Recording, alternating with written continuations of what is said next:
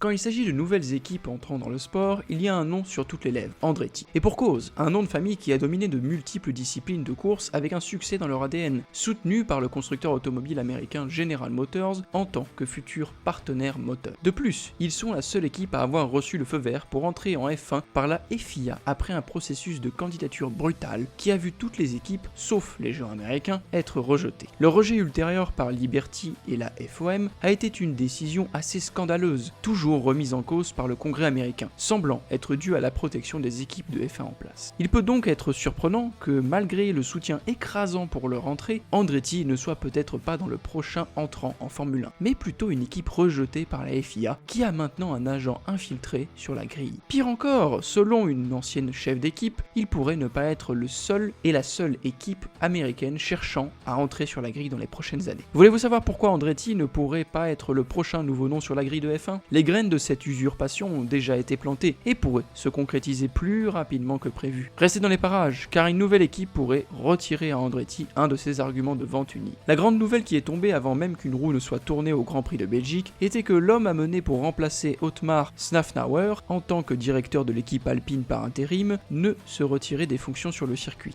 Bien que cela ait été prévu, cette décision est survenue de manière assez soudaine, semblant être due aux décisions impitoyables de l'exécutif Flavio Briatore. Le fait que Famin soit transféré à l'usine de moteurs de Viry-Châtillon tout en étant également responsable des programmes WEC et Formule 1, alors que des réflexions sont en cours sur l'avenir du programme moteur de Renault de F1, est assez révélateur, car tout indique un accord de moteur client sous la direction d'un nouveau directeur d'équipe, deux choses poussées par Flavio dans ses efforts pour redresser l'équipe d'Enston. Alors, qui est le nouveau directeur d'équipe ? Eh bien, les spectateurs de longue date des catégories juniors reconnaîtront le nouveau nom qui est Oliver Hawks, fondateur et maintenant ancien directeur de Hi-Tech. L'équipe a accueilli des talents comme George Russell et se bat actuellement avec Paul Aron pour le championnat de F2. Il est un jeune homme dans une carrière pour les plus âgés, le deuxième plus jeune en fait, juste derrière un Christian Horner à l'époque très jeune, avec lequel Hawks a partagé pas mal de similitudes. Suite à son annonce, il a publié une déclaration de remerciement précisant qu'il était responsable de son ascension à la gestion d'une équipe de F1. Je suis extrêmement reconnaissant à Luca De Meo et Flavio Briatore pour cette opportunité de ramener l'équipe BWT Alpine F1 à la compétitivité. L'équipe possède des personnes talentueuses et d'excellentes ressources à sa base, et je suis convaincu que nous pouvons accomplir beaucoup ensemble durant le reste de cette saison et à long terme. J'ai hâte de commencer après la pause estivale. Alors, vous vous demandez peut-être comment cela affecte-t-il Andretti ? Eh bien, c'est parce que Hi-Tech, l'équipe d'Oliver Hawks, a fondé et dirigé pendant les 9 dernières années, était l'une des équipes à postuler pour une place en Formule 1 en même temps qu'Andretti.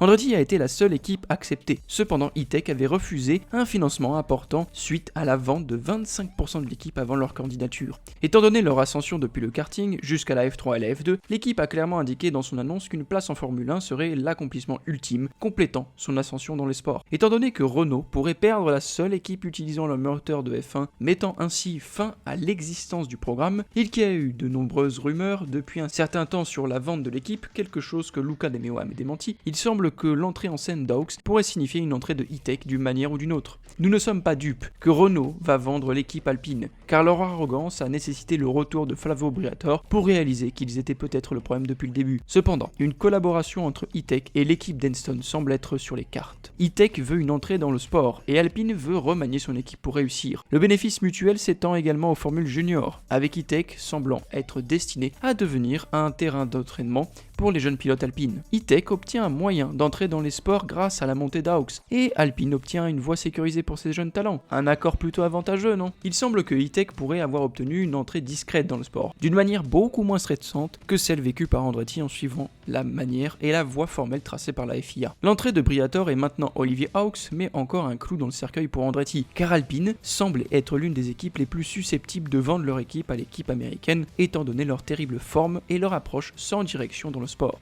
Maintenant qu'Alpine semble prête à tenter au moins un remaniement, ainsi que Haas ayant une amélioration de forme sous Ayo Komatsu, les seuls espoirs d'Andretti d'entrer dans le sport sont soit l'implosion du projet Audi et la vente avant même d'entrer, l'intervention du gouvernement américain en raison des lois antitrust mettant la pression sur le sport pour leur permettre d'entrer, ou, et l'option la plus probable, nous ne verrons pas Andretti sur la grille avant que General Motors ne soit prêt. Il convient également de mentionner que la manière dont Hi-Tech pourrait entrer dans le sport sera d'une manière qu'Andretti ne cherche pas, à savoir une entrée partielle en collaboration avec une équipe déjà existante. Andretti veut sa propre équipe sous son propre contrôle, sans facteur atténuant. Cependant, même une entrée partielle de quelqu'un à qui a soumis sa candidature nourriture en même temps qu'eux doit être un coup dur pour l'équipe américaine. Il semble que lorsqu'il pleut des cordes pour Andretti, car tandis que E-Tech les a potentiellement désavantagés sur la grille, une autre équipe se forme qui retire un des principaux arguments de vente d'Andretti qu'apporte au sport. Otmar Szafnauer, ancien directeur de l'équipe Alpine, Aston Martin et Racing Point, a annoncé qu'Andretti n'est plus la seule équipe américaine avec un soutien sérieux pour rejoindre la grille de F1. Le marché américain est une grande partie de l'attrait d'Andretti pour le sport, et avec ce marché étant une pierre angulaire de l'approche de Liberty pour le sport depuis son entrée en 2016, c'est donc une autre équipe apportant le même attrait potentiel pour le marché américain qui réduit l'éclat de la candidature d'Andretti à entrer dans le sport du point de vue de Liberty. Ce qui aura une importance supplémentaire avec Logan Sargent se retirant du sport à la fin de cette année. Et bien que selon Otmar, le processus en soit encore à ses débuts, 2028 c'est loin, et d'ici là, il y aura peut-être une autre équipe américaine sur la grille. Otmar semble être l'homme à la tête du projet, et en l'annonçant sur le podcast de la F1, il semble avoir critiqué son ancienne équipe Alpine. Il a dit « Je suis un compétiteur, et ce que j'aime plus que tout, c'est la compétition. Donc revenir dans un rôle où je ne peux pas influencer la compétitivité de l'équipe, je pense pas que cela m'intéresserait. Si c'était un rôle où je pouvais aider à développer, construire, attirer les bonnes personnes pour améliorer la compétitivité de l'équipe, cela m'intéresserait. Et bien qu'il ait confirmé qu'il ne travaille pas avec Andretti, il a dit qu'il s'agit d'une grande entreprise américaine avec le soutien nécessaire pour créer une nouvelle équipe de Formule 1.